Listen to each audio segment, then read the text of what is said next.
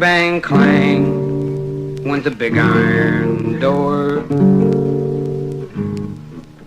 They put me in a cell with a concrete floor.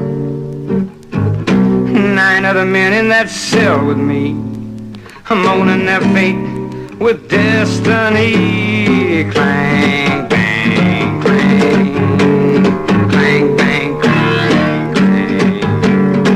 Early in the morning at the crack of dawn, they wake us to the tune of a bong, bong, bong. A line up the chow, mushing hard bread, drinking black coffee with that noise in my head. Clang, bang, clang, clang, bang, clang, bang, clang. The judge said to me, now, boy, you've had it.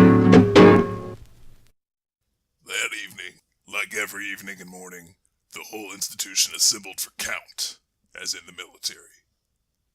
When the count was completed and cleared, a supervisor, A.B. Clark was his name, shouted out that Cottage 11 was to report to the plumbing shop. As we marched, I was thinking the whole detail was going to do some extra work. We got there, halted, and stood like soldiers on parade. Clark called out, "Charles Manson and his best friend step forward." Hell, I didn't know what was happening, but I stepped forward as commanded. Naturally, 4 best friends didn't step forward. I didn't have any. I'd only been there for 3 hours. When no one else moved, old Clark had 4 detail boys from the cottage step out, then motioned us inside the plumbing shop. Tension was beginning to mount as I started to realize that I was in for something other than just extra work. Once inside, Clark grabbed me by the shoulder, shoved me toward the center of the room, saying, "Okay, Manson, drop your strides." I asked what for. "Just get those fucking pants down, you little bastard," shouted Clark. The shop had regular workbenches around the walls, but in the middle of the room was a bench that was especially designed for what was to come next. It was about waist high on the average man. Bare ass, I was told to lay across the bench. I hesitated, and Clark planted a boot in my ass, and told the detail boys to anchor me down. Each of the detail boys grabbed an arm or leg and spread me out ass up on the bench. I was in proper position for one of 2 things, a fucking or a beating. When Clark picked up the leather strap, I remember feeling relieved.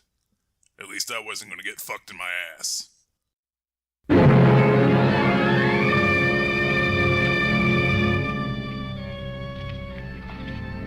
Oh, he's a tough one, Miss Kelly.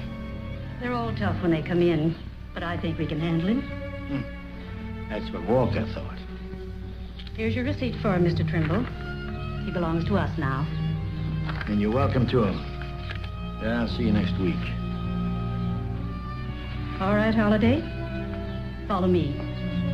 Leave your coat and cap on the bench.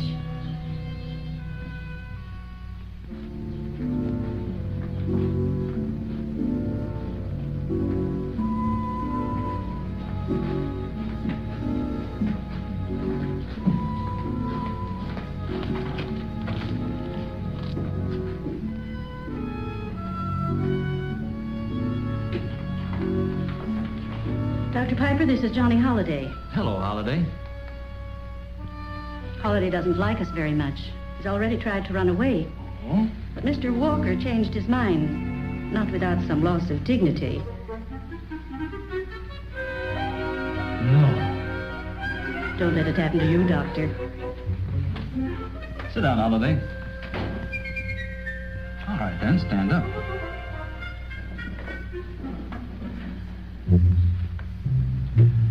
Holiday, we don't have any walls or bars around here except in discipline barracks.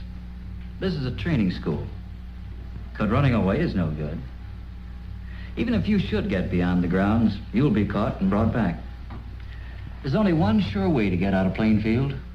Good behavior. Well, we'll talk about that later. Right now, I'd like to ask you some questions about yourself. Why ask me? You got all the records. The record says you're a pretty bad boy. But I don't believe that. Then what am I doing here? Robbery, truancy, breaking and entering. That's what it says here. You have to pay for what you did.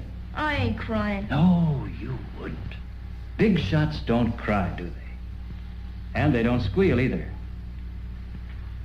The police say you didn't do all these things alone. You're covering up for someone. They're nuts. Well, if you are covering for someone, I don't think he's much of a friend, or he wouldn't be letting you take this rap. And he wouldn't be laughing at you right now. He ain't laughing. Smart, ain't you? No. I'm only trying to help you. I've seen so many boys come in here loyal to the wrong person and the wrong ideal. But some of them got wise to themselves. They're the ones who get along. Does that mean anything to you at all, Johnny? Mush. All right, Johnny. The boys here in Plainfield go to school one day and work the next. What trade would you like to learn?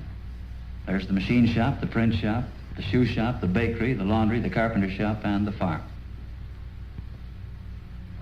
Well, I can figure that one out for myself. Yes, sir? Stevens, put Johnny Holliday through the usual routine and then take him to Cottage 8. Yes, sir. Come on, kid.